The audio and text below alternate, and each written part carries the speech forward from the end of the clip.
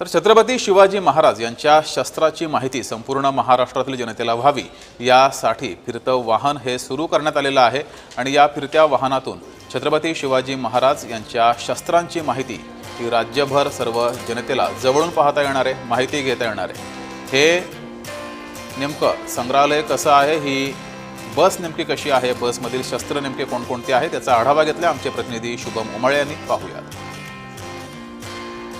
सध्या मी दादर येथील पु ल देशपांडे कला अकॅडमीच्या पार्किंग एरियामध्ये आहे, जे खुले सभागृह आहे आणि या ठिकाणी एक नवचित्र आपल्याला पाहायला मिळतंय। ते म्हणजे असे की या ठिकाणी एक मोठी बस जी आहे ती ठेवण्यात आलेली आहे, जी शिवशास्त्र शौर्य गाथा या अशा नावाने दिलेलं आहे, ज्याचं आत्ताच नुकतं उद्घाटन सांस्कृतिक मंत्री आशिष शेलार यांच्याकडनं करण्यात आलेलं आहे। अर्थातच सांस्कृतिक कार्य विभाग यांच्याकडनं ही संपूर्ण बस जी आहे ती या ठिकाणी बनवण्यात आलेली आहे आणि संपूर्ण महाराष्ट्राचा दौरा ही बस जाणार आहे। म्हणजे अर्थातच छत्रपती शिवाजी महाराज यांच्याबद्दलचं सर्व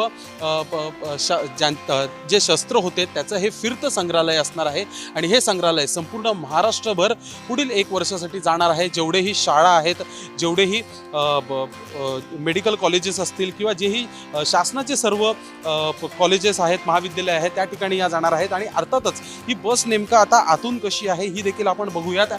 बसच्या आतमध्ये आल्यानंतर पूर्ण वातानुकूलित ही बस आहे आणि या बसच्या आतमध्ये आल्यानंतर सर्वप्रथम या ठिकाणी छत्रपती शिवाजी महाराज ज्यावेळेस युद्धाच्या वेळेस जायचे त्यावेळेस त्यांची सेना कशा पद्धतीने जायची याचा एक डेमॉन्स्ट्रेशन या ठिकाणी दाखवण्यात आलेलं आहे। बाजूला बघू शकतो सर्व शस्त्र जे आहेत ते देखील या ठिकाणी ठेवण्यात आलेले आहेत।